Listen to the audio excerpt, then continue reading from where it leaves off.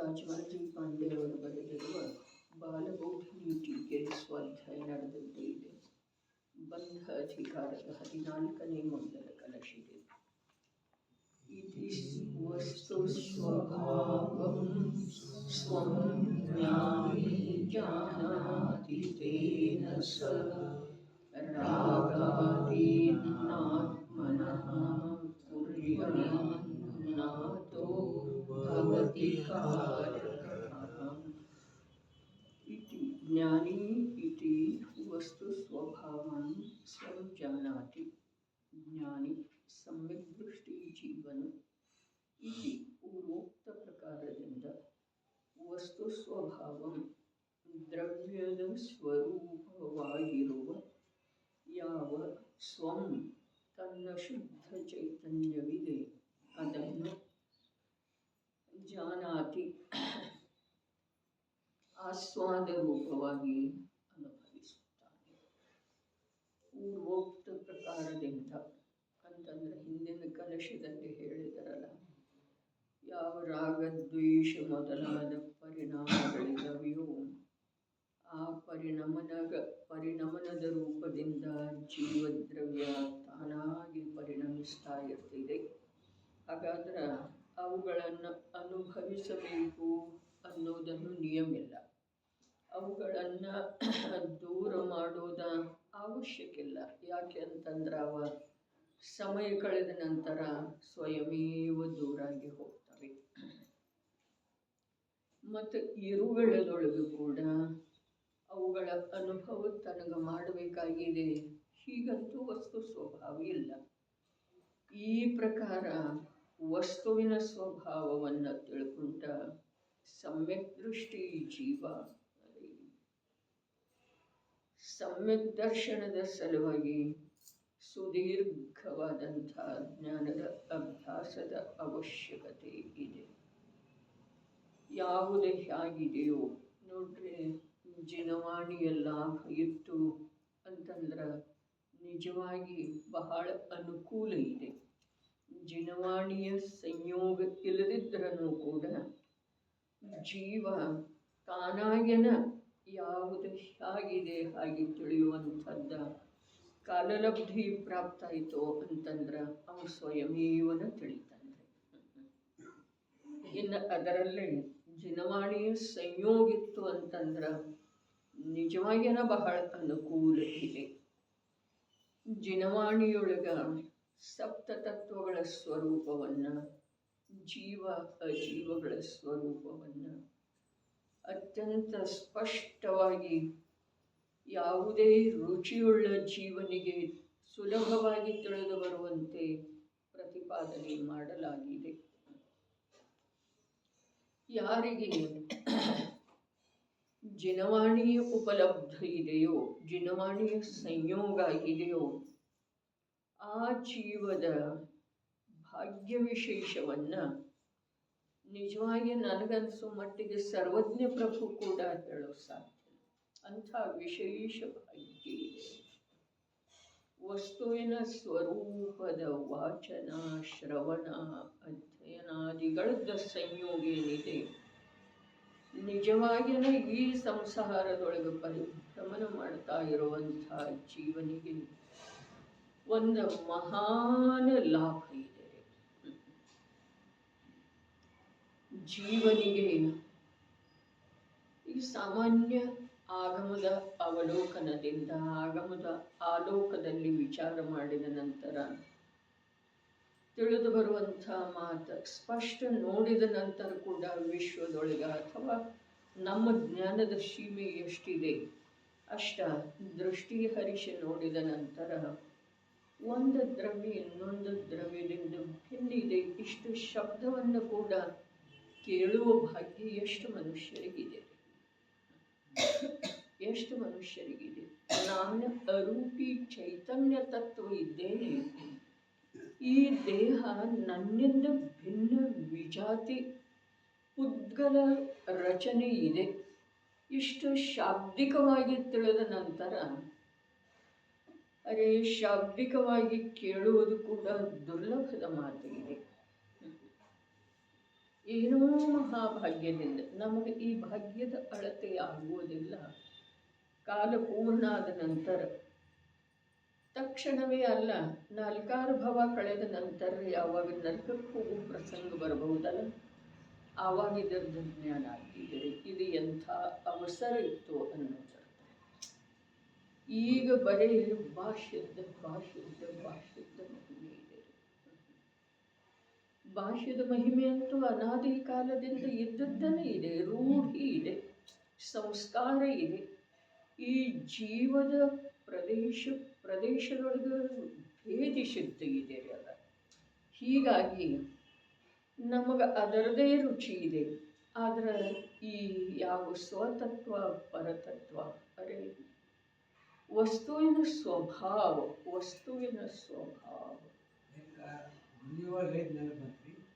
ನರಕನ್ಯಾಗ ಹೋಗಂದ್ರೆ ಅವ್ನು ನಾಲ್ಕಿ ದುಃಖಕ್ಕಿಂತ ಅವ್ನು ಇಷ್ಟು ಕೆಕ್ಕಲ ಬದ್ದಾಡ್ತಾನೋ, ನಾ ಚಾನ್ಸ್ ನಂಗೆ ಸಿಕ್ಕಿದ ಮೌಕ ನಾ ಯಾಕೆ ಮಾಡಿ. ಅದೇ ಯಾವಾಗ ಹೋಗ್ತಿದೆ ಅಲ್ಲ ಜೀವ ನರಕಕ್ಕೆ, ಅದಕ್ಕೆ ಹೇಳ್ತಿ ಈ ಭವ ಬಿಟ್ಟು ಕೂಡಲೇ ಹೋಗದಿದ್ರನು ಏನೋ ವಿಶೇಷ ಮಾಡಿದ್ದೀವಿ ಅಂತೇಳಿ ನಮ್ಗೆ ಅನ್ನಿಸಿದ್ರೆ 4 ಭವ ಕಳೆದ ನಂತರ ಹೋಗೋದು ನಿಶ್ಚಿತ ಇದೆ.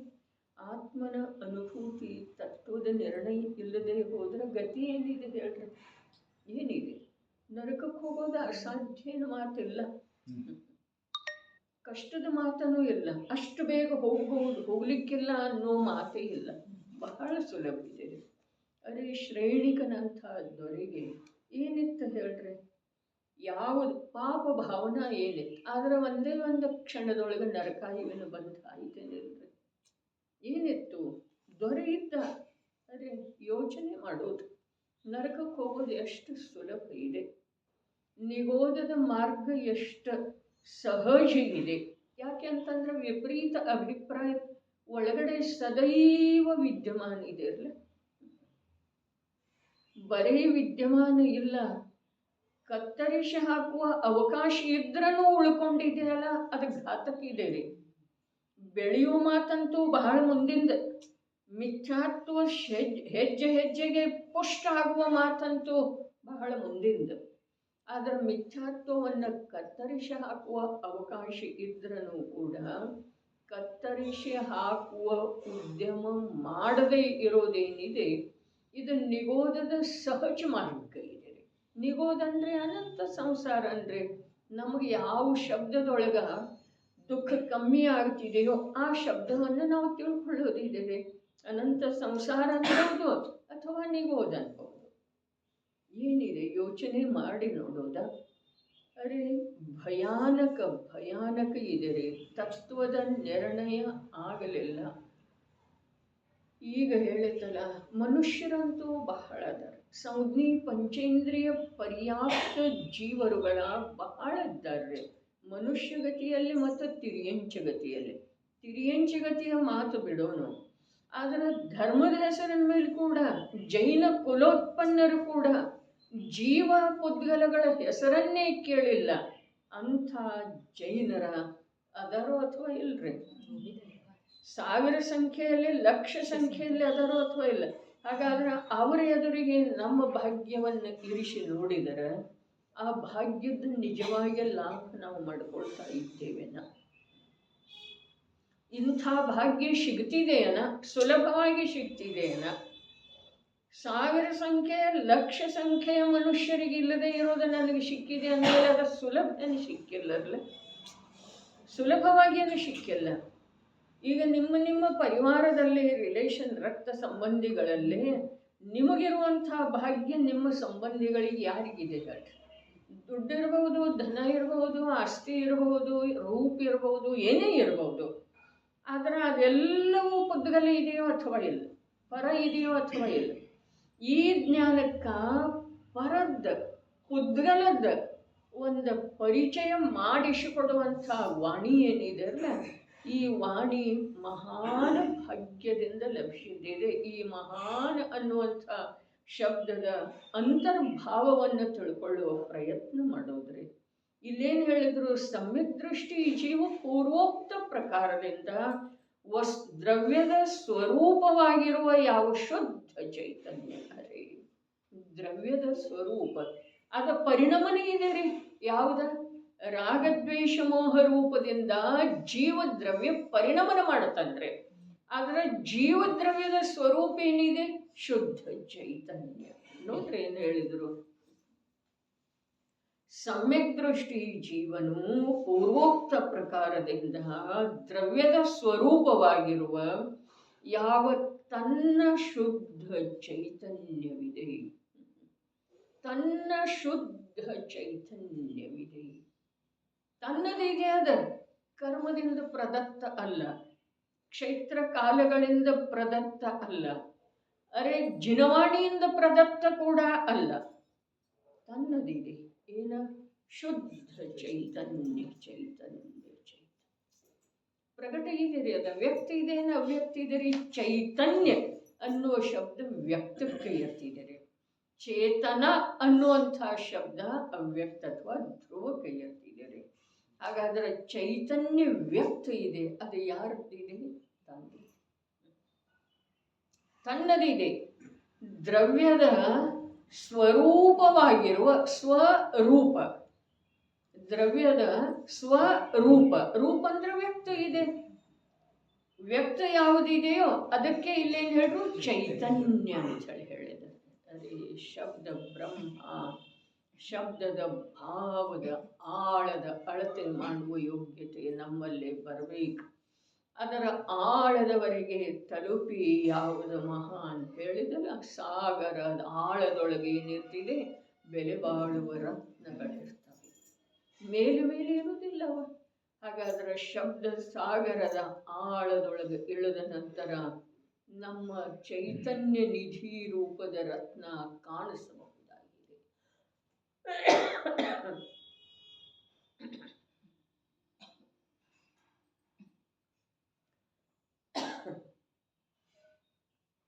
ಜೀವನದೊಳಗೆ ಸಾಧಿಸಬೇಕಾದಂತೆ ಯಾವುದೂ ಇಲ್ಲ. ತಾನಾಗಿ ಯಾವುದು ಆಗ್ತಾ ಇದೆಯೋ ಅದರಲ್ಲಿ ಇಷ್ಟ ಅನಿಷ್ಟದ ಕಲ್ಪನೆಯಿಂದ ಜೀವನ ಕಳೆದು ಹೋಗ್ತಾ ಇದೆ.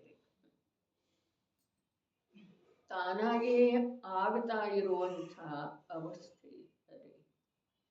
ಅವುಗಳಲ್ಲಿ ಇಷ್ಟ ಅನಿಷ್ಟ ಮನ್ನಿಸುವುದರಲ್ಲಿ ನಮ್ಮ ಅಮೂಲ್ಯವಾದಂಥ ಜೀವನ ಕಳೆದು ಹೋಗ್ತಾ ಇದೆ. ದ್ರವ್ಯದ ಸ್ವರೂಪ ತನ್ನ ಶುದ್ಧ ಚೈತನ್ಯ ಏನಿದೆ ಅದರದ ಆಸ್ವಾದಪೂರ್ವಕ ಅನುಭವ ಮಾಡ್ತಾನೆ. ಆಸ್ವಾದ, ಅರೆ ಅದರದ ಸ್ವಾದ ಬರ್ತಾ ಇದೆ, ಅದರದ ಅದನ್ನ ಆಸ್ವಾದಿಸ್ತಾ ಇದ್ದಾನೆ, ಆ ಆಸ್ವಾದವನ್ನ ಅನುಭವಿಸ್ತಾ ಇದ್ದಾನೆ.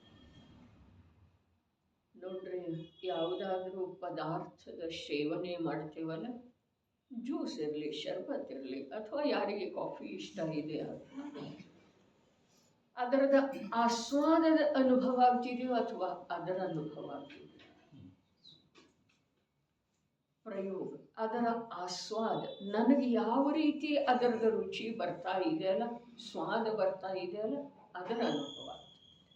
ಯಾವುದೇ ಪದಾರ್ಥ ಇರಲಿ, ಯಾವ ರೀತಿ ಸ್ವಾದ ಅರ್ಥಾತ್ ರುಚಿ, ಪ್ರತ್ಯಕ್ಷ ಸಂವೇದನ, ಅದರದ ಅನುಭವ ಆಗ್ತಿದೆ. ದೃಶ್ಯದ್ದೇ ಇರಲಿ, ಶಬ್ದದ್ದೇ ಇರಲಿ, ವಸ್ತ್ರಾದಿಗಳದ್ದೇ ಇರಲಿ, ಸ್ಪರ್ಶಾದಿಗಳದ್ದೇ ಇರಲಿ, ಏನಿದೆ ನನಗೆ ಯಾವ ರೀತಿ, ಅರೆ ಚೈತನ್ಯದೊಳಗೆ ಯಾವ ರೀತಿ ಅದರದ ರುಚಿ ಇದೆ, ಆಸಕ್ತಿ ಇದೆ, ನನ್ನದೆನ್ನುವುದಿದೆ, ಸುಖರೂಪ ಅನ್ನಿಸ್ತಾ ಇದೆ, ಅದರ ಅನುಭವ ಆಗ್ತಿದೆ. ಇಲ್ಲಿ ಸಮ್ಯಕ್ ದೃಷ್ಟಿ ಜೀವನಿಗೆ ಯಾವುದರದ್ದಾಗ್ತಿದೆ?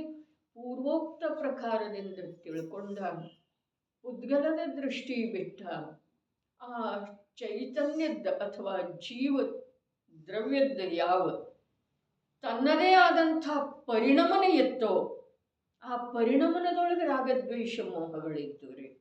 ಆದರೆ ಇಲ್ಲಿ ಶುದ್ಧ ಚೈತನ್ಯದ ರೂಪ ಏನಿದೆ ಅಲ್ಲ, ಆ ರೂಪವನ್ನ ಆಸ್ವಾದಪೂರ್ವಕ ಅನುಭವ ಮಾಡ್ತಾರೆ. ಆಸ್ವಾದ ರುಚಿ, ಸ್ವಾದ, ಟೇಸ್ಟ್. ಅನುಭವ ಯಾವುದರದ? ಟೇಸ್ಟ್ ಅಂತಾರೆ. ತಿಳಿತಾ ಇದೆ.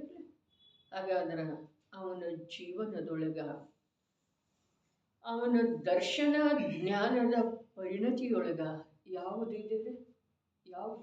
ಒಂದು ತನ್ನ ಶುದ್ಧ ಚೈತನ್ಯ. ಅವನು ಹೊರಗಡೆ ಯುದ್ಧನೂ ಮಾಡ್ತಾನೆ, ವಿವಾಹನೂ ಆಗ್ತಾನೆ. ನಿನ್ನೆ ಸಂಪದದೊಳಗೆ ಬಂತಲ್ಲ, 96,000 ವಿವಾಹಗಳನ್ನು ಮಾಡ್ಕೊಳ್ತಾನೆ. ಆದ್ರೂ ಕೂಡ ಅದರ ಸ್ವಾಮಿತ್ವ ಇಲ್ಲ, ಅದನ್ನು ನಾನು ಅನ್ನೋದಿಲ್ಲ, ಅದರದ ಸ್ವಾದ ಅವನಿಗೆ ಬರ್ತಾ ಇಲ್ಲ. ರಾಗದ ಕರ್ತಾನೂ ಇದ್ದಾನೆ, ಕೆಲವು ಅಂಶದೊಳಗ ರಾಗದ ಭೋಕ್ತಾನೂ ಇದ್ದಾನೆ, ಆದರೆ ಆ ಕರ್ತ ಭೋಕ್ತಾದ ಸ್ವಾಮಿ ಇಲ್ಲ. ಇದು ಸಮ್ಯಕ್ ದರ್ಶನದ ವಿಶೇಷ ಮಹಿಮೆ ಇದೆ. ಮಿಥ್ಯಾತ್ವ ಅವಸ್ಥೆ ಇದ್ರೂ ಕೂಡ ಜ್ಞಾನದ ಕ್ಷಯೋಪಶಮಕ್ಕ ಅದ ತಿಳಿದು ಬರುವಂಥದ್ದು ಇದೆ ರೀ. ನಮ್ಮ ತಮ್ಮ ಜ್ಞಾನದ್ದೇನು ಕ್ಷಯೋಪಶಮ ಇದೆ, ಅದಕ್ಕೆ ಆ ವಿಷಯ ತಿಳಿದು ಬರುವಂಥದ್ದಿದೆ. ಯಾವುದ? ರಾಗ ಅಥವಾ ಅಶುದ್ಧ ಭಾವದ ಕರ್ತ ಭೋಕ್ತ ಇರುವೆಳೆದೊಳಗೂ ಕೂಡ ಅದರದ ಸ್ವಾಮಿ ಆಗದೇ ಇರುವಂಥ ಯಾವ ಮಾತು ಇದೆ ಸಮ್ಯಕ್ ದೃಷ್ಟಿಯಿಂದ, ಅದನ್ನು ನಮಗೆ ಭಲೇ ಸಮ್ಯಕ್ ದರ್ಶನ ಇಲ್ಲದಿದ್ರೂ ಕ್ಷಯೋಪಶಮ ಜ್ಞಾನದೊಳಗ ತಿಳಿದು ಬರುವಂಥ ವಿಷಯ ಇದೆ. ಸರ್ವಜ್ಞ ಭಗವಂತರ ನಮ್ಮ ಹಿತದ ಸಲುವಾಗಿ ಏನೇನು ಹೇಳಿದಾರೋ ಅದೆಲ್ಲವನ್ನು ತಿಳ್ಕೊಳ್ಳುವಂಥ ಕ್ಷಯೋಪಶಮ ನಮ್ಮದು ಪ್ರಗಟ ಇದೆ. ತಿಳಿಯುವುದಿಲ್ಲ ಅನ್ನೋ ಮಾತನ್ನು ಇಲ್ಲ, ನಮಗೆ ತಿಳಿದು ಬರದೇ ಇರುವಂಥ ಯಾವ ಮಾತನ್ನು ಸರ್ವಜ್ಞ ಪ್ರಭು ಹೇಳಲಿಲ್ಲ. ಆದರೆ ನಮಗೆ ಬೇಕು ರುಚಿ ರೀ, ನಮಗದು ವಿಷಯ ಬೇಕಾಗಿರ್ಬೇಕು ಅಂದ್ರೆ ತಿಳಿದು ಬರ್ತಿದೆ. ಅರೆ ಯಾವುದರೊಳಗೆ ನಮ್ಮದು ರುಚಿ ಇದೆಯಲ್ಲ, ಆಸಕ್ತಿ ಇದೆಯಲ್ಲ, ಅದು ಅಪರಿಚಿತ ಇದ್ರೂ ಕೂಡ ಅದರ ಪರಿಚಯದೊಳಗೆ ನಮ್ಮದು ರುಚಿ ಇತ್ತು ಅಂತಂದ್ರೆ ಆ ಕಾರ್ಯ ನಾವು ಮಾಡ್ತೇವೆ ಅಥವಾ ಇಲ್ಲ. ಎಲ್ಲ ಮತ್ತು ಅಪರಿಚಿತನ ಅದವ್ರೆ ಯಾವ್ಯಾವುದನ್ನು ಮಾಡ್ತಾವೆ. ಅರೆ ಅನಂತ ಕಾಲದೊಳಗೆ ಅನಂತ ಬಾರಿ ಮಾಡಿದ್ದು ಅದವು, ಸುಪರಿಚಿತ ಇದ್ದವು ಹೇಳಬಹುದು ಆಗಮದ ವಚನ. ಆದ್ರೆ ಈಗ ನಾವು ಏನೇನು ಮಾಡ್ತಾ ಇದ್ದೀವೋ ಅವು ಎಲ್ಲವೂ ಅಪರಿಚಿತದವ್ರಿ. ಯಾಕೆ ಅಂತಂದ್ರೆ ಅನಂತ ಕಾಲದೊಳಗೆ ಅನಂತ ಬಾರಿ ಮಾಡಿದ್ರೂ ಕೂಡ ಆ ಸಮಯದ ಜ್ಞಾನ, ಆ ಸಮಯದ ಭಾವ, ಆ ಸಮಯದ ಪುದ್ಗಲ ಬೇರೆನೇ ಇದ್ದವ್ರಲ್ಲೇ. ಹಾಗಾದ್ರೆ ಸುಪರಿಚಿತ ಇರುವೆಳೆದೊಳಗೂ ಕೂಡ ಅಪರಿಚಿತದೊಳಗೆ ನಮಗೆ ಧೈರ್ಯ ಇದೆ ರೀ. ಹೌದು ಅಥವಾ ಇಲ್ರಿ? ಧೈರ್ಯದಿಂದ ಮುನ್ನುಗ್ಗುತ್ತೇವೆ. ಅಲ್ಲಿ ಅಪಾಯವನ್ನು ಗಣಿಸುವುದಿಲ್ಲ. ಇಲ್ಲಿ ಅಪಾಯ ಇಲ್ಲವೇ ಇಲ್ಲ. ಇಲ್ಲಿ ಧೈರ್ಯ ಇಲ್ಲ ಮಾತ್ರ ನಮಗೆ. ಅದರ ಸಲುವಾಗಿ ಧೈರ್ಯದಿಂದ ಕೇಳು ಅಂಥೇಳಿ ಅಂದರು. ಇಲ್ಲಿ ಅಪಾಯ ಅಂತೂ ಇಲ್ಲವೇ ಇಲ್ಲ. ಅಲ್ಲಿ ಅಪಾಯದೊಳಗೂ ಕೂಡ ಮುನ್ನುಗ್ಗುತ್ತೇವ್ರಿ. ಯಾಕೆ? ರುಚಿ ಇದೆ, ಬೇಕಾಗಿದೆ. ಅಪರಿಚಿತರೇ, ಪರಿಚಯ ಇಲ್ಲ, ಈ ಮೊದಲೆಂದೂ ಮಾಡಿಲ್ಲ. ಅದರ ಧೈರ್ಯದಿಂದ ಯಾವ ವೇಳೆದೊಳಗೆ ನೀವು ವಾಹನ ನಡೆಸಲಿಕ್ಕೆ ಕಲ್ತರೆ ಆ ವೇಳೆದೊಳಗೆ ಹೊಸದಾಗೇನ ಕಲ್ತ್ರೆ ಅಥವಾ ಇಲ್ಲರಿ, ಧೈರ್ಯ ಮಾಡಿದರು ಅಥವಾ ಇಲ್ಲ. ಯಾವ ವೇಳೆದೊಳಗೆ ನೀವು ಹಂಚಿನ ಮೇಲೆ ರೊಟ್ಟಿ ಅಥವಾ ಚಪಾತಿ ಹಾಕಲಿಕ್ಕೆ ಮೊದಲು ಆರಂಭ ಮಾಡಿದರೆ ಆ ವೇಳೆದೊಳಗೆ ಅದು ಅಪರಿಚಿತನ ಇತ್ತ ಅಥವಾ ಇಲ್ಲರಿ. ಧೈರ್ಯದಿಂದನ ಅಮ್ಮ ಹೇಳಿದ್ದಿರಬಹುದು, ಬೇಕಾದ್ರೆ ಹಾಕನಿ ಧೈರ್ಯದಿಂದ. ಅರೆ ಹೇಳಿದ್ರೂ ಧೈರ್ಯ ಸ್ವಂತ ಮಾಡಲಿಕ್ಕೆ ಬೇಕಲ್ಲ. ಹಾಗಾದ್ರೆ ಅಲ್ಲಿ ಅಪರಿಚಿತ ಕಾರ್ಯದೊಳಗ ಆರಂಭ ಮಾಡಿದ್ದೇವೆ ಧೈರ್ಯದಿಂದ. ಸುಪರಿಚಿತ ಇರುವೆಳೆದೊಳಗೆ ಕೂಡ ಅಪರಿಚಿತ. ಇದು ಅಪರಿಚಿತ ನಿಜವಾಗಿನ ಅಪರಿಚಿತ ಇದೆ. ಇಲ್ಲಿ ಅಪಾಯ ಅಲ್ಪ ಮಾತ್ರ ಕೂಡ ಇಲ್ಲ. ಅದರ ಧೈರ್ಯ ಇಲ್ಲ, ರುಚಿ ಇಲ್ಲ. ನಿನ್ನೆ ಹೇಳಿದ್ದಿತ್ತು ನೋಡ್ರಿ, 10 ವರ್ಷದ ಹಿಂದೆ ಸಮ್ಮೇದಿಗಿರಿಗೆ ಹೋದದ್ದ ಮತ್ತು ಈಗ ನಾಳೆ ಹೋಗೋದ, ಅದರಲ್ಲೇ ವ್ಯತ್ಯಾಸ ಇದೇನಿಲ್ರಿ? ಇದೇನಿಲ್ಲ. ಅದು ಹೋದದ್ದು ಹೋಯ್ತು. ಅದು ಪರಿಚಿತ ಇದೆ ಅಥವಾ ಅಪರಿಚಿತ ಇದೆ ರೀ? ಪರಿಚಿತ ಇರುವೆಳೆದೊಳಗೂ ಕೂಡ ಅಪರಿಚಿತ ಇದೆ. ಹೌದು ಅಥವಾ ಇಲ್ಲ? ಹಾಗಾದ್ರೆ ಅಲ್ಲಿ ಎಷ್ಟು ಉತ್ಸಾಹ, ಎಷ್ಟು ಸಿದ್ಧತೆ, ಎಷ್ಟು ಚೌಕಾಶಿ, ಎಷ್ಟು ಜ್ಞಾನದೊಳಗೆ ಮಂಥನ ಚಿಂತನ ನಡೀತಿದೆ. ಬೆಂಗಳೂರು ಶಿಬಿರಕ್ಕನೇ ಹೋಗಿರ್ತೇವೆ, ಮತ್ತೆಲ್ಲರೇ ಶಿಬಿರಕ್ಕೆ ಹೋಗಿರ್ತೇವೆ. ಆದ್ರೆ ಈಗ ಹೋಗುವ ವೇಳೆದೊಳಗೆ 10 ಬಾರಿ ಹೋಗಿದ್ದೇವೆ. ಆದ್ರೆ ಮತ್ತೊಮ್ಮೆ ಹೋಗೋದಾದ್ರೆ ಮತ್ತೆಲ್ಲಾ ವಿಚಾರಗಳು ಇರ್ತಾವ ಅಥವಾ ಇಲ್ಲ.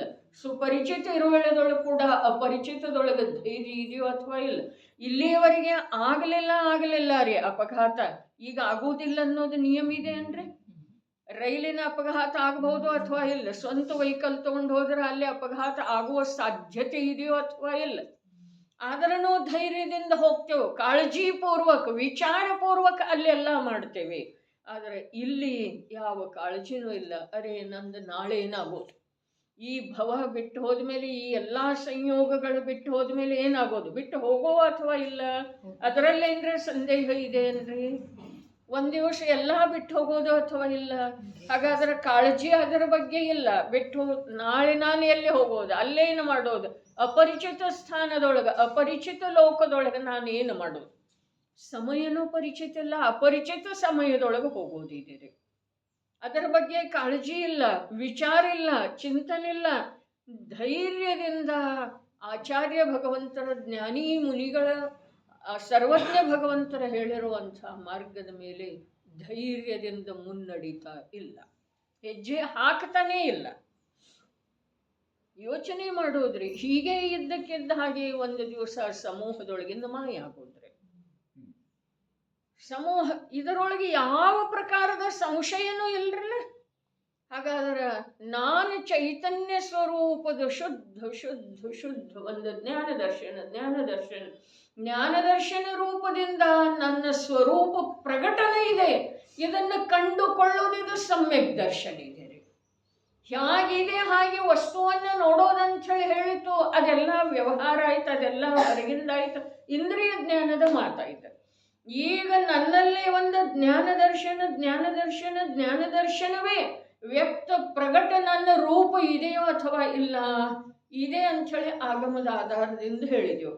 ಹಾಗಾದ್ರೆ ಆ ಇರುವಿಕೆಯನ್ನ ಕಂಡುಕೊಳ್ಳೋದೇನಿದೆ ಅದು ಸಮ್ಯಕ್ ದರ್ಶನ. ಅದು ಯಾವುದು ಇದೆಯೋ, ಬದಲಾಗದೇ ಇರುವಂಥದ್ದು ಯಾವುದಿದೆಯೋ, ರಾಗ ಬದಲಾಗ್ತಿದೆ, ಶುಭ ಆಗ್ತಿದೆ, ಜಿನವಾಣಿಗೆ ಸಂಬಂಧಿಸಿದ್ದಿರ್ತಿದೆ, ಜಿನದೇವನಿಗೆ ಸಂಬಂಧಿಸಿದ್ದಿರ್ತಿದೆ, ಸಾಧರ್ಮಿಗೆ ಸಂಬಂಧಿಸಿದ್ದಿರ್ತಿದೆ, ಇಲ್ಲೇ ಕೂತ ತ್ರಿಲೋಕ ವಂದನ ಆಗ್ತಿದೆ. 3 ಲೋಕದೊಳಗೆ ಯಾವ್ಯಾವ ಪವಿತ್ರ ಕ್ಷೇತ್ರಗಳಿದಾವೆಯೋ ಅವುಗಳದ್ದು ವಂದನ ಆಗ್ತಿದೆ. ಈ ರಾಗ ಬದಲೇ ಆಗ್ತಿದೆ. ಎಲ್ಲ ರಾಗ ಅಥವಾ ಅಶುದ್ಧ ಭಾವ, ಪರಾವಲಂಬನೆಯ ಭಾವ ಎಲ್ಲವೂ ಬದಲೇ ಆಗ್ತವೆ.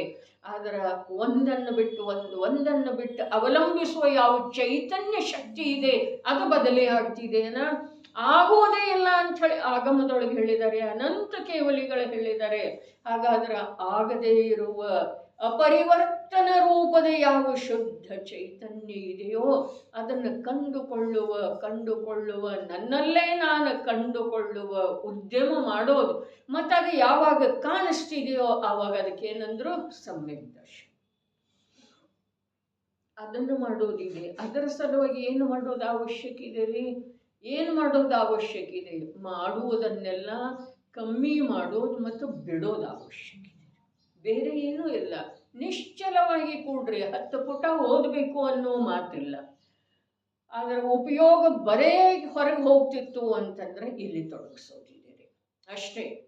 ಆದರೆ ಜೀವ ಮತ್ತು ಪುದ್ಗಲ, ದೇಹ ಮತ್ತು ಅರೂಪಿ ಚಿನ್ಮಾತ್ರ ತತ್ವನಾದಂಥ ನಿಜ ವಸ್ತು ಆತ್ಮ, ಇವುಗಳದ್ದು ಶಾಬ್ದಿಕವಾಗಿ ವಿವಿಧ ರೂಪದಿಂದ, ವಿಸ್ತಾರ ರೂಪದಿಂದ ಪರಿಚಯ ಆದ ನಂತರ ಕೂಡ ನಾವು ಏಕಾಗ್ರತೆಯಿಂದ ಅದನ್ನೇ ಕಂಡುಕೊಳ್ಳುವ, ಅದನ್ನೇ ನಂಬುವ, ಅದನ್ನೇ ಪ್ರತ್ಯಕ್ಷೀಕರಣ ಮಾಡಿಕೊಳ್ಳುವ ಉದ್ಯೋಗ ಮಾಡೋದಿದೆ. ಅಧಿಕ ವಾಚನದ ಅವಶ್ಯಕತೆ ಇಲ್ಲ. ವಾಚನ ಯಾವಾಗ ಬೇಕು? ಅಶುಭ ವಿಚಾರದೊಳಗ ನಿರಂತರ ಜ್ಞಾನ ಹೋಗ್ತಿತ್ತು, ವಿಷಯ ಕಷಾಯದೊಳಗ, ಪರದ್ರವ್ಯದೊಳಗ ಹೋಗ್ತಿತ್ತು. ಅರೆ ಸಂಯೋಗಿ ಜನ, ಸಂಯೋಗಿ ವಸ್ತು ಏನಿದೆ ರೀ? ಜಾತ್ರೆ ಇದೆ. ಇದ್ದಕ್ಕಿದ್ದ ಹಾಗೆ ಮುಗಿದು ಹೋಗ್ತಿದ್ದಾರೆ. ನಮ್ಮ ಪಾಲಿಗೆ ಮುಗಿದು ಹೋಗ್ತಿದೆ, ಉಳಿದದ್ದು ನಡೀತಿರ್ತಿದೆ ನಮ್ಮ ಪಾಲಿಗೆ. ಅಂಥೇಳಿ ಹೇಳಿತು, ಅಪರಿಚಿತ ಸ್ಥಾನಕ್ಕೆ ಹೋಗೋದಿದೆ, ಅಪರಿಚಿತ ಸಮಯದೊಳಗೆ ಹೋಗೋದಿದೆ. ಯಾವಾಗ ಅನ್ನೋದು ನಿಶ್ಚಿತ ಸಮಯ ಇಲ್ಲಲ್ಲ. ಇಲ್ಲಿ ಸಮಯ ಇದೆ ರೀ 8 ಗಂಟೆ ಅನ್ನೋದ, ಮಂದಿರಕ್ಕೆ ಹೋಗೋದ ಸಮಯ ಇರಬಹುದು, ಯಾವುದರ ಟ್ರೈನದ ಸಮಯ ಇರಬಹುದು, ಆದರೆ ಪರಲೋಕ ಗಮನದ ಸಮಯಲ್ಲಿ ನಿಶ್ಚಿಸಿದರೆ ಇದೆ, ಆದರೆ ನಮಗೆ ಪರಿಚಿತ ಇಲ್ಲ. ಹಾಗಾದ್ರೆ ಅಪರಿಚಿತ ಸ್ಥಾನಕ್ಕ ಅಪರಿಚಿತ ಸಮಯದೊಳಗೆ ಹೋಗುವುದಿದೆ ಅಂದ ಮೇಲೆ ನಾವು ಮಾಡಬೇಕಾದದ್ದು ಇಷ್ಟ ಇದೆ, ಪಾಪದ ಕಡೆಗೆ, ಸಂಯೋಗಿ ಜನರ ಕಡೆಗೆ, ಸಂಯೋಗಿ ವಸ್ತುಗಳ ಕಡೆಗೆ ಹೋಗುವಂಥ, ನಿರಂತರ ಧಾವಿಸ್ತಾ ಇರುವಂಥ ಆ ಯಾವುದು ಉಪಯೋಗ ಇದೆಯೋ ಅದನ್ನು ಒಂದಿಷ್ಟು ಹಿಡಿತದೊಳಗೆ ತರುವ ಸಲುವಾಗಿ ಸ್ವಾಧ್ಯಾಯ, ಜಪ ಇವೆಲ್ಲ ಹೇಳಿದ್ದಾರೆ. ಆದರೆ ಆ ಸ್ವಾಧ್ಯಾಯ ಜಪವೇ ಜೀವನ ಅಲ್ಲ, ಅದರಿಂದ ಜೀವನ ಸಿಗುವುದಿಲ್ಲರಿ. ಜೀವನದ ಮಾರ್ಗ ಸಿಗ್ತಿದೆ, ಆದರೆ ಜೀವನ ಅದರಲ್ಲೇ ಸಿಕ್ಕುವುದಿಲ್ಲ. ಅದರ ಸಲುವಾಗಿ ಅಭ್ಯಾಸದ ಕ್ರಮದಿಂದ ಏಕಾಗ್ರತೆಯನ್ನು ಸಾಧಿಸುವ, ಇಲ್ಲಿ ಅವ ಏನು ಮಾಡಿದ, ಪೂರ್ವೋಕ್ತ ಪ್ರಕಾರದಿಂದ ದ್ರವ್ಯದ ಸ್ವರೂಪವಾಗಿರುವ ಯಾವ ತನ್ನ ಶುದ್ಧ ಚೈತನ್ಯವಿದೆ, ತನ್ನದ ಅರ್ಥಾತ್ ಅದರೊಳಗ ಯಾರ್ದು ಅಧಿಕಾರ ಇಲ್ಲ. ನಿನ್ನೆ ಹೇಳಿತಲ್ಲ, ರಾತ್ರಿ ಪೂರಾ ಸಮಯ ನಮ್ಮದೇ ಇದೆ ಅಂತ ಹೇಳಿ ಸುಧಾತಾಯಿ ಹೇಳಿದ್ರಲ್ಲ, ಇದೇ ಅಥವಾ ಇಲ್ಲದೆ ಉಳಿದ ದಿವಸದ ಹಗಲವತ್ತಿಂದ ಕರ್ತವ್ಯ ಇರಬಹುದು, ಇನ್ನೊಬ್ಬರನ್ನ ಮಾಡೋದಿದೆ, ಬರು ಹೋಗೋದಿದೆ, ಮನೆಯ ಸ್ವಚ್ಛತೆ ಇದೆ, ಏನೆಲ್ಲ ಇದಾವೆ. ಆದರೆ ಶರೀರ ನಿಶ್ಚಿಂತವಾಗಿ ಹಾಸಿಗೆಯ ಮೇಲೆ ಬಿದ್ದಿರೋ ವೇಳೆದೊಳಗೆ ಆತ್ಮನಿಗೆ ಏನು ಕೆಲಸ ಇದೆ? ಏನು ಕೆಲಸ ಇದೆ? ಉಪಯೋಗಕ್ಕೇನು ಕೆಲಸ ಇದೆ? ಹಾಗಾದ್ರೆ ಈ ಕಾರ್ಯ ಮಾಡೋದಿದೆ. ಸಮ್ಯಕ್ ದೃಷ್ಟಿ ಯಾರಾದರೂ ಕೊಡುವುದರಿಂದ ಯಾವನೋ ಜೀವನಿಗೆ ಸಮ್ಯಕ್ ದೃಷ್ಟಿ ಬಂತು ಹೀಗಿಲ್ಲ. ದೃಷ್ಟಿಯಂತೂ ಇದೆ, ನೋಡುವ ಯೋಗ್ಯತೆ ಇದೆ, ಅದನ್ನು ನೋಡುವ ಕಾರ್ಯ ಮಾಡೋದು. ಯಾವುದನ್ನ? ವಸ್ತುವಿನ ಸ್ವರೂಪ ಹೇಗಿದೆಯೋ ಹಾಗೆ, ವಸ್ತುವಿನ ಸ್ವಭಾವವನ್ನು ತಿಳ್ಕೊಂಡ ಮತ್ತು ನಿಜ ದ್ರವ್ಯದ ಸ್ವರೂಪವನ್ನು ಆಸ್ವಾದಪೂರ್ವಕ ಅನುಭವಿಸಿದ ಅವ ಸಮ್ಯಕ್ ದೃಷ್ಟಿ ಇದೆ. ಅಂದರೆ ಅನುಭವಿಸಿ ಬಿಟ್ಟುಕೊಟ್ಟೇನ್ರೆ ಎಲ್ಲ ಅದೇ ಅನುಭವದೊಳಗೆ, ಅದರದೇ ಆಸ್ವಾದದೊಳಗೆ ಅವನ ಸಾದಿ ಅನಂತ ಕಾಲದ ಜೀವನ ವ್ಯತೀತ ಆಗ್ತಿದೆ. ಸಾದಿ ಅನಂತ ಕಾಲದ ಏನು ಹೇಳಿದ್ರು ನೋಡ್ರಿ, ಸಮ್ಯಕ್ ದೃಷ್ಟಿ ಜೀವನು ಪೂರ್ವೋಕ್ತ ಪ್ರಕಾರದಿಂದ ದ್ರವ್ಯದ ಸ್ವರೂಪವಾಗಿರುವ ಯಾವ ದ್ರವ್ಯ? ಜೀವದ್ರವ್ಯ ರೀ. ನಾನು ಯಾವ ದ್ರವ್ಯ ಇದ್ದೇನೆ? ಜೀವದ್ರವ್ಯ ಇದ್ದೇನೆ. ಇಷ್ಟಾದರೂ ವಿಕಲ್ಪದೊಳಗೆ ನಮ್ಗೆ ಬೇಕಲ್ಲ, ನಾನು ದ್ರವ್ಯ ಇದ್ದೇನೆ ಒಂದು ಮಾತು. ಯಾವ ದ್ರವ್ಯ? ಜೀವದ್ರವ್ಯ ಇದ್ದೇನೆ. ಹಾಗಾದರೆ ಜೀವದ್ರವ್ಯದ ಸ್ವರೂಪ ಏನಿದೆ? ಚೈತನ್ಯ ಇದೆ. ಆ ಚೈತನ್ಯ ಯಾರ್ದಿದೆ? ಜೀವದ್ದಿದೆ ಅನ್ನೋ ತನ್ನದಿದೆ ರೀ ಅಂಥೇಳಿ ಇಲ್ಲಿ ಹೇಳಿದ್ರಲ್ಲ. ದ್ರವ್ಯದ ಸ್ವರೂಪ ಅಂದ್ರು, ಮುಂದೇನು ಹೇಳಿದ್ರು? ಯಾವ ತನ್ನ ಶುದ್ಧ ಚೈತನ್ಯವಿದೆ. ಅರೇ ಶುದ್ಧ ಚೈತನ್ಯ ದೀರ್ಘಕಾಲದವರೆಗೆ ಅದನ್ನು ನೋಡಬೇಕಾಗ್ತಿದೆ, ಅಭ್ಯಾಸ ಮಾಡಬೇಕಾಗ್ತಿದೆ. ಏನ ಶುದ್ಧ ಇದೆ. ಯಾಕೆ ಶುದ್ಧ ಇದೆ? ರಾಗ ಬಂತು, ದ್ವೇಷ ಬಂತು, ಸಂಕ್ಲೇಶ ಪರಿಣಾಮ ಆಯಿತು, ತೀವ್ರ ವಿಷಯದೊಳಗೆ ಆಸಕ್ತಿ ಆಯಿತು, ಅನೇಕ ವಿಚಿತ್ರತರವಾದಂಥ ಭಾವಗಳಾದವು. ಆದರೆ ಅವೆಲ್ಲ ಬಂದು ಹೋದ್ರೂ ಇದು ಹೇಗಿದೆಯೋ ಹಾಗೆ ಇದೆ. ಇದು ಆ ರೂಪ ಆಗಲಿಲ್ಲ, ಇದರ ಮೂಲಕ ಅದರದ ಅನುಭವ ಆಯಿತು. ಈ ಮಾತು ಸರಿ ರೀ. ಏನ? ಇದರ ಮೂಲಕ, ಇದರಿಂದ ಅದರದ ಅನುಭವ ಆಯಿತು. ಯಾವುದರಿಂದ? ವಿಚಿತ್ರ ಬಂದು ಹೋಗುವಂಥ ಭಾವಗಳದ್ದು ಇದರ ಮೂಲಕ ಆಯ್ತು ರೀ. ನಿನ್ನೆ ಹೇಳಿರ್ತಲ್ಲ, ಚೈತನ್ಯ ಈ ಜ್ಞಾನದರ್ಶನ ನನ್ನದೇನಿದೆ ಅದುವೇ ನನಗ ವಿಕಾರದ ಅನುಭವ ಮಾಡುವುದರಲ್ಲಿ ನಿಜವಾಗಿ ಪಾತ್ರ ವಹಿಸ್ತಾ ಇದೆ. ಅದುವೇ ಚೈತನ್ಯ ನನ್ನದು ಇಲ್ಲದೆ ಹೋದರೆ, ಮತ್ತು ಆ ಚೈತನ್ಯ ಶುದ್ಧ ಇಲ್ಲದೆ ಹೋದರೆ ಹಿಂದಿನ ಅನುಭವ, 10 ವರ್ಷದ ಹಿಂದಿನ ಅನುಭವ, ಪೂರ್ವಭವದ ಅನುಭವ ಎಲ್ಲ ಮರೆಯಾಗಿ ಈ ಅನುಭವ ಯಾಕೆ ಹೊಸದಾಯ್ತು? ಅದು ಶುದ್ಧ ಇರುವುದರಿಂದನ ಅದು ಹಳೆಯದ. 10 ವರ್ಷದ ಹಿಂದಿಂದ ಅಥವಾ ಭವಾಂತರದ ಅನುಭವ ಎಲ್ಲ ಏನಾಯ್ತು ಅದರೊಳಗಿಂದ ಹೊರಟು ಹೋಗಿ ಇದು ಶುದ್ಧ ಇರುವುದರಿಂದ ಈಗೇನಿದೆ ಅದು ಅನುಭವ. ಹೌದು ಅಥವಾ ಇಲ್ಲ? ಹಾಗಾದರೆ ನನ್ನ ಚೈತನ್ಯ ಆಗಿದೆ, ಚಿತ್ರ ವಿಚಿತ್ರತರವಾದಂಥ ಭಾವಗಳ ಆದರನೂ ಕೂಡ ಭಲೇ ಆಯಾ ಸಮಯದೊಳಗ ಆ ಭಾವದ ಅನುಭವವನ್ನ ತನ್ಮಯತಾಪೂರ್ವಕ ಅನುಭವಿಸಿದ್ರೂ ಕೂಡ ಮತ್ತೆ ಹೇಗಿದೆ ಹಾಗೆ ಇದೆ ರೀ. ಅದಕ್ಕೆ ಆಯಾಸನೂ ಇಲ್ಲ, ಅದರೊಳಗೆ ಯಾವುದೇ ಪ್ರಕಾರದ ಆ ಅನುಭವಿಸಿದೆ ಅಲ್ಲ ಅದರ ಗಂಧನೂ ಉಳಿದಿಲ್ರಿ. ಅದನ್ನೇ ಆಗಮದ ಭಾಷೆಯೊಳಗೆ ಏನ್ ಹೇಳಿದ್ರೆ ಹೇಳ್ರಿ, ಪ್ರಾಗ್ಭಾವ ಪೂರ್ವ ಪರ್ಯಾಯದ ವರ್ತಮಾನದೊಳಗ ಅಭಾವ ಇದೆ. ಅರ್ಥಾತ್ ಅರೆ ಒಂದು ಹೊಸ ವಿಷಯ ಬೆಳಕಿಗೆ ಬಂತು, ಏನ ಅರ್ಥಾತ್ ಅದು ಶುದ್ಧ ಇದೆ, ಅದನ್ನು ಅನುಭವಿಸಿದ್ರೂ ಕೂಡ ಅದರ ಜೊತೆಗೆ ಏಕಾಗಿಲ್ಲ ಅಂತ ಹೇಳಿ ಶುದ್ಧ ಇದೆ. ಪ್ರಾಗ್ಭಾವ ಏನು ಹೇಳ್ತಿದೆ, ವರ್ತಮಾನ ಭಾವದೊಳಗ ಪೂರ್ವ ಭಾವದ ಅಭಾವ, ಅದರ ಪೂರ್ವ ಭಾವದ ಅನುಭವ ಆ ಸಮಯದೊಳಗೆ ಸಂಪೂರ್ಣ ತನ್ಮಯ ರೂಪದಿಂದ ಆಗಿತ್ತು ಅಥವಾ ಇಲ್ಲ ಆಗಿತ್ತು.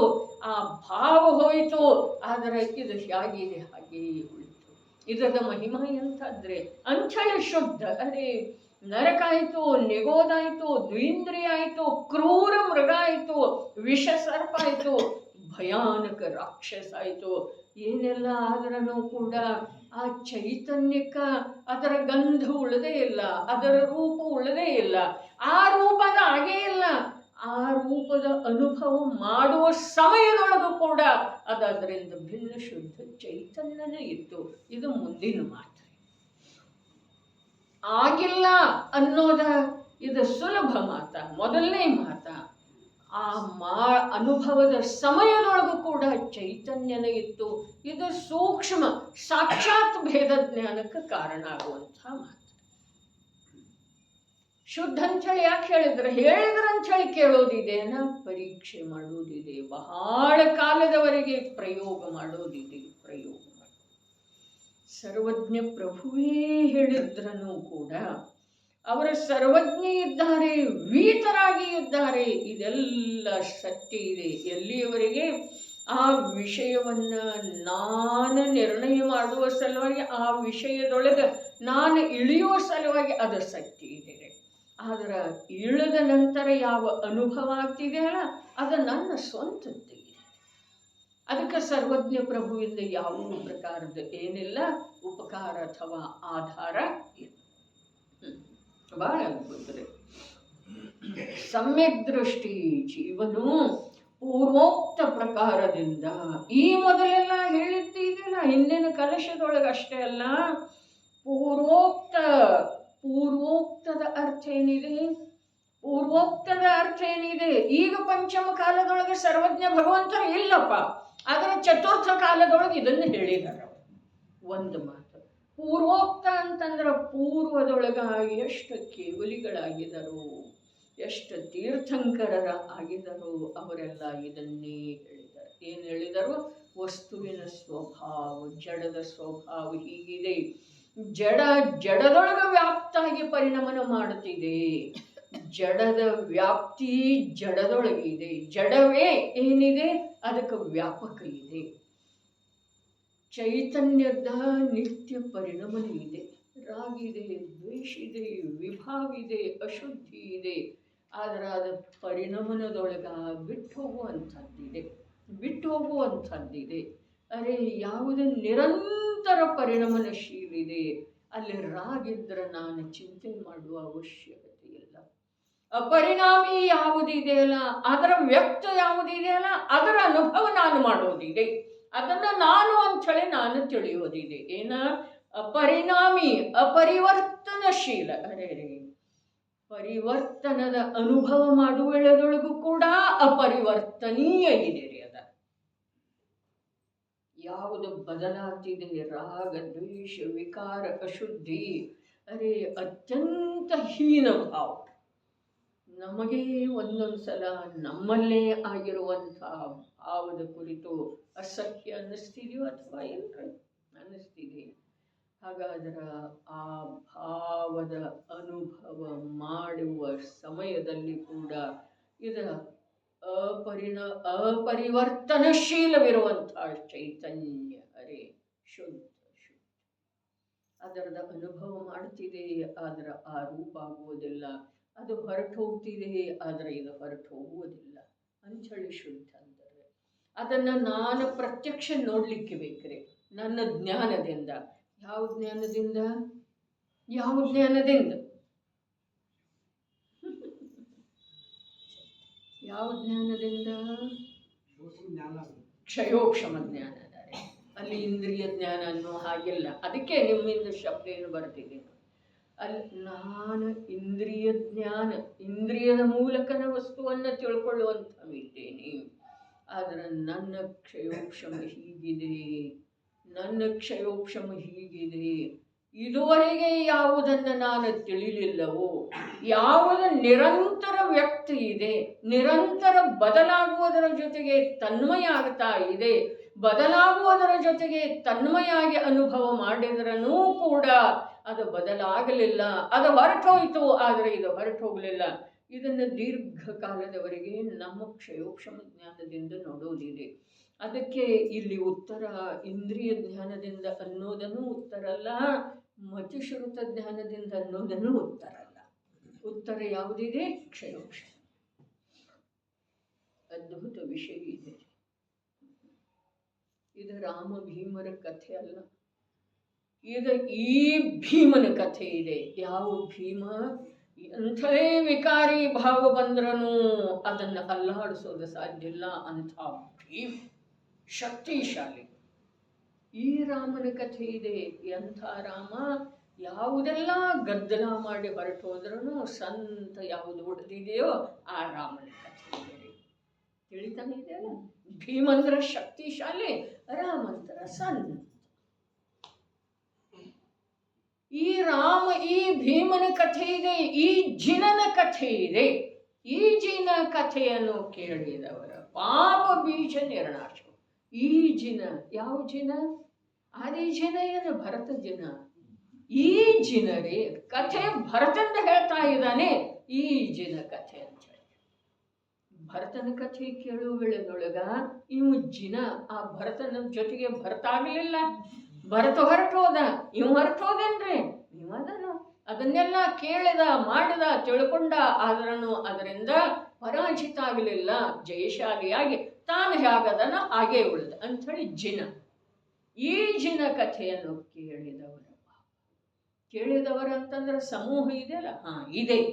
ಜನರ ಸಮೂಹ ಅಲ್ಲ, ಪರ್ಯಾಯದ ಸಮೂಹ ಇದೆ.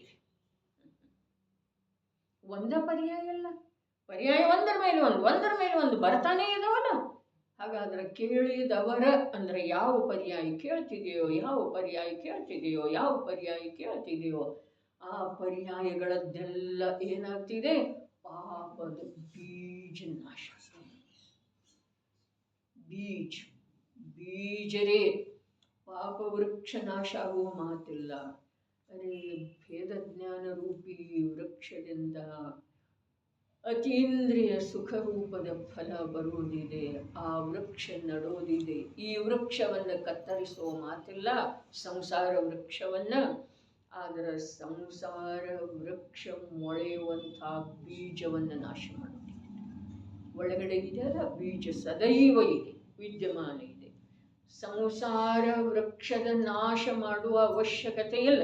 ಆದರೆ ಸಂಸಾರ ವೃಕ್ಷ ಉತ್ಪನ್ನ ಆಗುವಂಥ ಬೀಜಗಳನ್ನು ನಾಶ. ಯಾವುದರಿಂದ?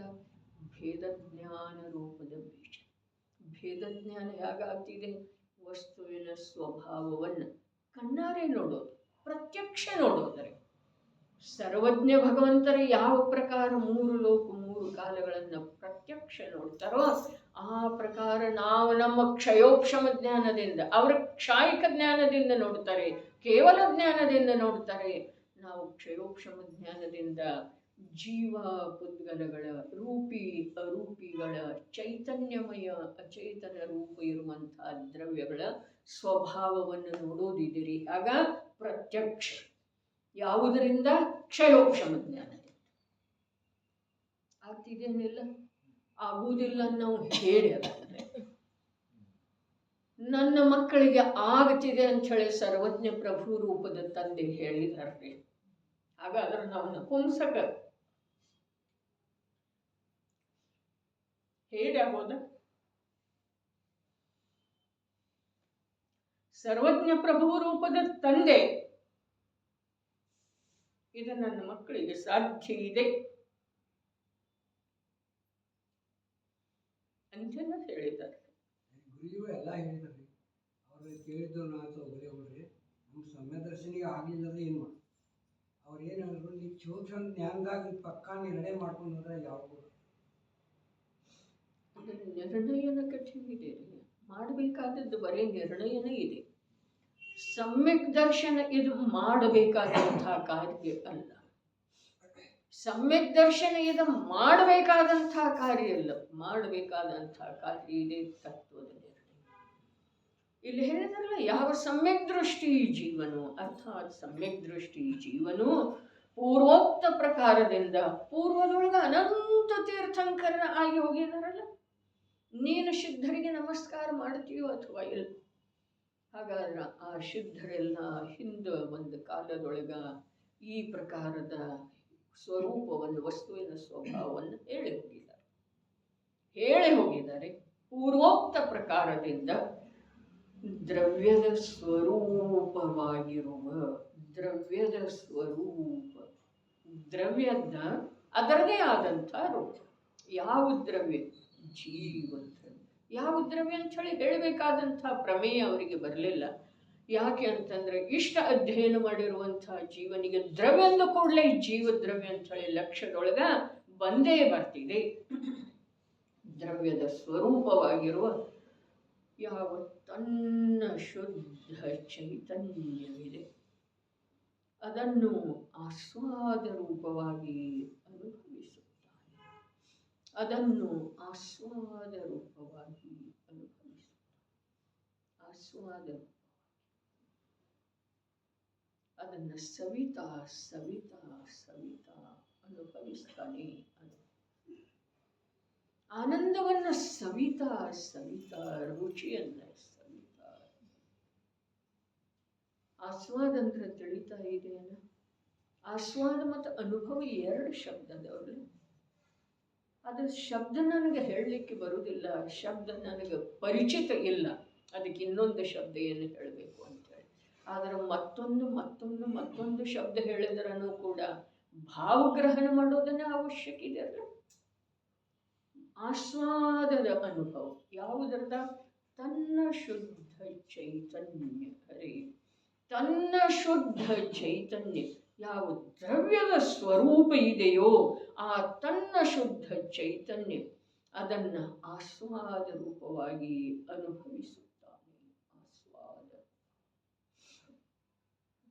ಒಂದೊಂದು ಮಕ್ಕಳಿರ್ತಾವಲ್ಲ, ಅವು ತಿನ್ನಿಸ್ಕತ್ರ ಮಾಡ್ತಾವೇನಿಲ್ರ, ಅದು ಆಸ್ವಾದ ರೀ.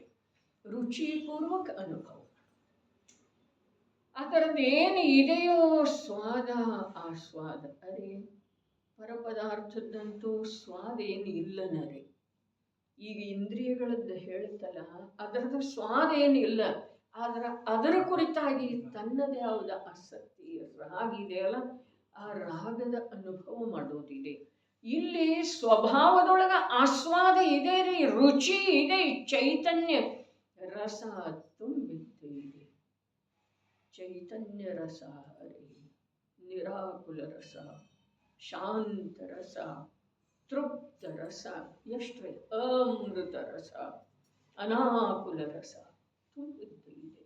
ಹಾಗಾದ್ರೆ ಅದನ್ನ ಆಸ್ವಾದಿಸ್ತಾ ಅದರ ಅನುಭವ ತಿಳಿತಾ ಇದೆ. ಆಸ್ವಾದ ರೂಪವಾಗಿ ಬರೀ ಶುಷ್ಕ ಅನುಭವ ಮಾಡುವುದಿಲ್ರಿ. ಆಸ್ವಾದ ರೂಪವಾಗಿ ಅದರ ರುಚಿಯನ್ನು ಸವಿಯುವ ರೂಪದಿಂದ ಅನುಭವ ಮಾಡ್ತಾನೆ. ಅದರ ಆನಂದವನ್ನ ಸವಿಯುವ ರೂಪದಿಂದ ಅನುಭವ ಮಾಡ್ತಾನೆ. ಅದರ ಆನಂದದಿಂದ ಪರಿತೃಪ್ತ ಆಗುವ ರೂಪದ, ಪರಮಶಾಂತ ಆಗುವ ರೂಪದ ಅನುಭವ ಮಾಡ್ತಾನೆ. ಅದು ಯಾವುದಿದೆ? ತನ್ನ ಶುದ್ಧ ಚೈತನ್ಯ. ಅದೇನಿದೆ? ದ್ರವ್ಯದ ಸ್ವರೂಪ ಇದೆ. ಯಾವುದರ ಆಸ್ವಾದ ರೂಪ ಅನುಭವ ಮಾಡ್ತಾನೋ? ತನ್ನ ಶುದ್ಧ ಚೇತನ. ಅದೇನಿದೆ? ದ್ರವ್ಯದ ಸ್ವರೂಪ. ದ್ರವ್ಯದ ಸ್ವರೂಪ ಇದೆ. ನೀನು ಹೇಗೆ ಹೇಳ್ತೀನಿ?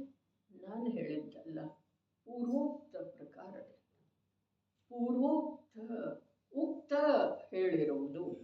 ಪೂರ್ವ ಮೊದಲು, ಮೊದಲಿನವರು. ನಮ್ಮ ಮೊದಲಿನವ್ರು ಯಾರ್ರಿ?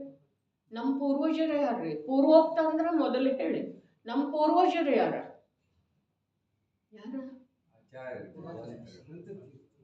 ಸರ್ವಜ್ಞ ಭಗವಂತ, ಆಚಾರ್ಯ ಭಗವಂತರ. ಅವರ ತಂದೆ ಸರ್ವಜ್ಞ, ತೀರ್ಥಂಕರ ಪರಮೇಶ್ವರ, ಪುರು ಪರಮೇಶ್ವರ. ಅದಕ್ಕೆ ಯಶೋಧರ ಕಾವ್ಯದೊಳಗೆ ಮಂಗಲಾಚರಣೆ ಬರ್ತದೆ, ಬಹಳ ಸುಂದರ. ಪುರುದೇವಾದಿಗಳೊಲಿಸಿದ ಪರಮಶ್ರೀ ವಧುವನೊಲಿಸಿಯೂ ಪರವನಿತಾ ನಿರಪೇಕ್ಷರ. ಪುರುದೇವ ಅರ್ಥಾತ್ ವೃಷಭದೇವ ಮೊದಲಾಗಿ ಎಲ್ಲರೂ ಒಲಿಸಿದರ ಅವಳನ್ನ, ಪರಮಶ್ರೀ ವಧುವನ್ನ. ಆದರೂ ಕೂಡ ಪರವನಿತಾ ನಿರಪೇಕ್ಷ. ಅವರ ಪತ್ನಿಯನ್ನು ಇವರು ವರಿಸಲಿಲ್ಲ. ಏನಿದರೆ ಎಂಥ ಅದ್ಭುತ ದೃಷ್ಟಿ ಕವಿದ್ದ. ಪುರುದೇವಾದಿಗಳೊಲಿಸಿದ ಪರಮಶ್ರೀ ವಧುವನೊಲಿಸಿಯೂ ಪರವನಿತಾ ನಿರಪೇಕ್ಷ. ಅವರು ಯಾವ ಮುಕ್ತಿ ವಧುವನ್ನ ವರಿಸಿದರೋ ಅದೇ ಮುಕ್ತಿ ವಧುವನ್ನ ಇವರೆಲ್ಲ ವರಿಸಿದರು. ಆದ್ರೂ ಕೂಡ ಪರವನಿತಾ ನಿರಪೇಕ್ಷ. ಏನಿದೆ ಕವಿಯ ಪ್ರತಿಭಾ, ಕವಿಯ ದಿವ್ಯ ದೃಷ್ಟಿ ಅಂಥದ್ದಿರ್ತಿದೆ. ನಮಗೆ ಪ್ರತ್ಯಕ್ಷ ಎದುರಿಗೆ ಹಿಡಿದು ತೋರಿಸಿದ್ರೆ ನಾವು ಕಾಣುವುದಿಲ್ಲ. ಅವನಿಗೆ ಎಲ್ಲೇದೆಲ್ಲ ಕಾಲ ಕ್ಷೇತ್ರಗಳನ್ನು ಮೀರಿ ಹೇಗೆ ಕಾಣಿಸ್ತಿದೆ ವಸ್ತುವಿನ ಸ್ವರೂಪ. ಕವಿಯ ಪ್ರತಿಭೆಗಿಂತಲೂ ಸಮ್ಯಕ್ ದೃಷ್ಟಿಯ ದೃಷ್ಟಿ ತೀಕ್ಷ್ಣ ಇದೆ. ಆದ್ರೆ ನಮ್ಮಲ್ಲಿ ಏನು ಕವಿಗಳದರೋ ಅವರೆಲ್ಲ ಸಮ್ಯಕ್ ದೃಷ್ಟಿನೇ ಇರ್ತಾರೆ. ಅವರೆಲ್ಲ ಜೈನ ಕವಿಗಳೇ ಸಮ್ಯಕ್ ದೃಷ್ಟಿಗಳೇ ಇರ್ತಾರೆ. ಅಂಥ ಒಂದು ಪರಂಪರೆ ಪೂರ್ವೋಕ್ತ ಪ್ರಕಾರದಿಂದ ನಮ್ಮ ಪೂರ್ವಜರು ಹೇಳಿದ್ದಿದೆ. ನಮ್ಮ ಪೂರ್ವಜರು ಯಾರು? ರತ್ನಾಕರ, ಪಂಪ, ಕುಂದುದೇವ, ಸರ್ವಜ್ಞ ಭಗವಂತರ, ಆದಿದೇವ. ಅಲ್ಲಿಯವರೆಗೆ ಎಲ್ಲರೂ ನಾವು ಭಗವಂತ ಗೊತ್ತಾಗಿದೆ. ಹೌದ್ರಿ, ಮತ್ತೇನಿದೆ? ಇವರು ಯಾರು ಅತ್ಯಂತ ಸಮೀಪದಾರಲ್ಲ ಅವ್ರ ಸಂಗತಿ ಯಾರ ಜೊತೆಗಿದೆ? ಅವರು ಯಾರು ಹೇಳಿದ್ರು? ಅರೆ ಪೂರ್ವೋಕ್ತ ಆದಿದೇವರಿಂದ. ಈ ಕಾಲ ಸಾಪೇಕ್ಷ ಹೇಳಿದ್ರ ಆದಿದೇವರಿಂದ. ಅಂತಹ ಕವಿ ಹೇಳಿದ ಪುರುದೇವಾದಿಗಳೊಲಿಸಿದ ಪರಮಶ್ರೀ ವಧುವನೊಲಿಸಿಯೂ ಪರವನಿತಾ ನಿರಪೇಕ್ಷಕ. ಇದು ಪರವನಿತಾ ನಿರಪೇಕ್ಷ ಅನ್ನೋದ್ರೊಳಗೆ ಇನ್ನೂ ಒಂದು ಅರ್ಥ ಬರ್ತಿದೆ. ಏನ? ದೇಹಕ್ಕೆ ಸಂಬಂಧಿಸಿದ ವನಿತೆ ಅಥವಾ ಲಕ್ಷ್ಮಿ ಇವೆಲ್ಲ ಬರ್ತಾವ್ರೆ. ಇವೆಲ್ಲ ಪರವನಿತಾರೆ. ಪರಸ್ತ್ರೀ, ಸ್ವಸ್ತ್ರೀ ಕೂಡ ಪರಸ್ತ್ರೀ ಅದಾಳೆ. ಹೌದು ಅಥವಾ ಇಲ್ಲ? ಯಾಕೆ ಅಂತಂದ್ರೆ ಈ ದೇಹ ಪರ ಇದೆ ಅಂದಮೇಲೆ ಈ ದೇಹವನ್ನು ನಮಿಸುವ ಸ್ತ್ರೀ ಅದಾಳವಳೆ. ಹಾಗಾದ್ರೆ ಪರಸ್ತ್ರೀ ಆದಾಡ್ರೆ ಆತ್ಮನ ಪತ್ನಿ ಅಲ್ಲ. ಜೈನ ದರ್ಶನದ ಆಳ ಅಗಾಧ ಎಷ್ಟಿದೆ. ತಿಳ್ಕೊಳ್ತಾ ಇದ್ದೇವೆ. ತಿಳ್ಕೊಳ್ಳುವ ಯೋಗ್ಯತೆ ಬಂದದ್ದಿದೆ ಮಹಾಭಾಗ್ಯದಿಂದ. ಲಭಿಸಿದ್ದು ಇದೆ ಮತ್ತು ಅದರೊಳಗೆ ಉದ್ಯಮ ಆಗಿ ಕೆಲವು ಅಂಶದಿಂದ ನಮ್ಮಲ್ಲಿ ಏನಾದದ್ದಿದೆ? ಶುದ್ಧತೆ ಬಂದದ್ದಿದೆ, ತಿಕ್ಕಿದ್ದಿದೆ, ವರೆಗಲ್ಲಿದೆ. ಹೌದು, ಇಷ್ಟು ಕಾಲದಿಂದ ತಿಕ್ತಾ ಇದೆ. ಹದನಾಗಿಲ್ರಿ ಅದ ಆಗಿದೆ. ಭವರೂಪದ ವೃಕ್ಷವನ್ನ, ವಿಭಾವ ರೂಪದ ವೃಕ್ಷವನ್ನ ಕತ್ತರಿಸಲಿಕ್ಕೆ ಇನ್ನೂ ಹದನಾಗಿಲ್ಲ ಅಂದ್ರೆ ಇನ್ನೂ ಎಷ್ಟು ತಿಕ್ಕೋದನ್ನ. ಶಸ್ತ್ರ ಇದೆ ಅಲ್ಲ, ಖಡ್ಗೆ ಇದೆ ಅಲ್ಲ, ಅದನ್ನ ತಿಕ್ಕಬೇಕಲ್ಲ, ಅದನ್ನು ಮಾಡಬೇಕಲ್ಲ. ಹಾಗಾದ್ರೆ ಇಷ್ಟು ವರ್ಷದ ಅಭ್ಯಾಸದಿಂದ ಅದು ಅದನ್ನಾಗಿದೆಯೋ ಅಥವಾ ಇಲ್ಲ? ಏನು ಮಾಡೋದಿದೆ? ಏನು ಒಮ್ಮೆ ಹೊಡೆದು ಬಿಡೋದಿದೆ. ಏನ? ಭವರೂಪದ ವೃಕ್ಷ ತುಂಡರಿಸಿ ಬೀಳಬೇಕು. ಭವರೂಪದ ವೃಕ್ಷ ತುಂಡರಿಸಿ ಬೀಳಬೇಕಾದ್ರೆ ರಾಗವನ್ನು ಛೇದಿಸಿ ವೀತರಾಗ ಶುದ್ಧ ಚೈತನ್ಯ ಸ್ವಭಾವದೊಳಗ ನಮ್ಮ ಉಪಯೋಗದ ಮಂಗಲ ಪಾದಾರ್ಪಣೆ